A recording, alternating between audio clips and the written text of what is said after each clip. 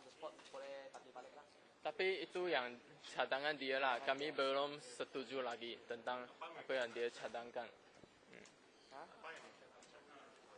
Dia nak cek sebab dia kata mungkin dalam ada apa barangan yang haram, yang langgar peraturan universiti ataupun barangan yang ada unsur seksual. Ini memang susah untuk dikaji sebab laptop saya berada di tangan mereka selama 2 hingga 3 hari. Jadi saya pun tak berapa setuju mereka untuk memeriksa laptop saya. Walaupun ada password.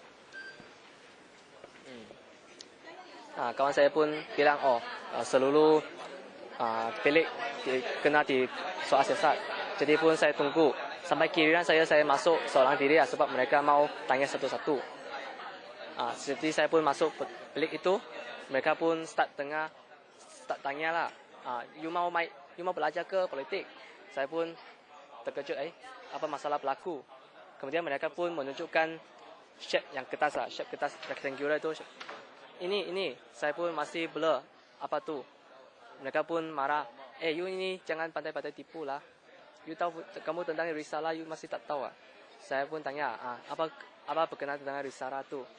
Jadi mereka pun asyik tanya dengan apa, ada you member itu PMP atau apa, atau itu risalah yang kamu bagi ke atau kamu terima. Saya pun jawab yang sepatutnya lah. Kemudian mereka pun cakap, kami masih belum cek kamu punya bag, kami hanya cek kamu punya bilik. Jadi mereka pun cek bag saya. Masa tu saya ada bawa bag dengan laptop. Jadi mereka cek bag dengan laptop, mereka cakap, benda ini amat disyaki sebab mungkin ada maklumat di dalam. Jadi mereka pun terus rampas lah benda saya. Saya bilang tak boleh sebab itu barang yang bernilai. Mana boleh bagi kamu tanpa memberi sebarang surat.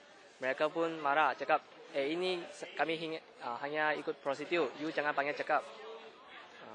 Kemudian saya pun tak boleh buat apa-apa dan terus soal siasat tentang Persatuan Bahasa Tionghoa dan PMB.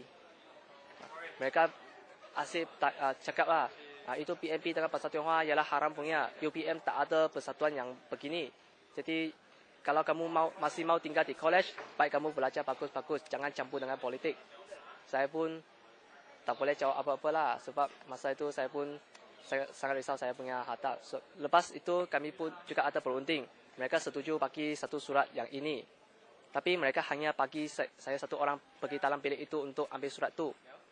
Sebab saya memang tak berapa faham tentang peraturan atau prosedur mereka. Jadi saya minta satu sini untuk teman saya masuk. Lepas saya masuk, saya tengok surat itu. Mereka yang tulis bukan yang seperti yang sangat jelas ini. Mereka hanya tulis yang kabur-kabur. Tak tahu, mereka juga tak ada tulis mengapa mereka ambil barang saya.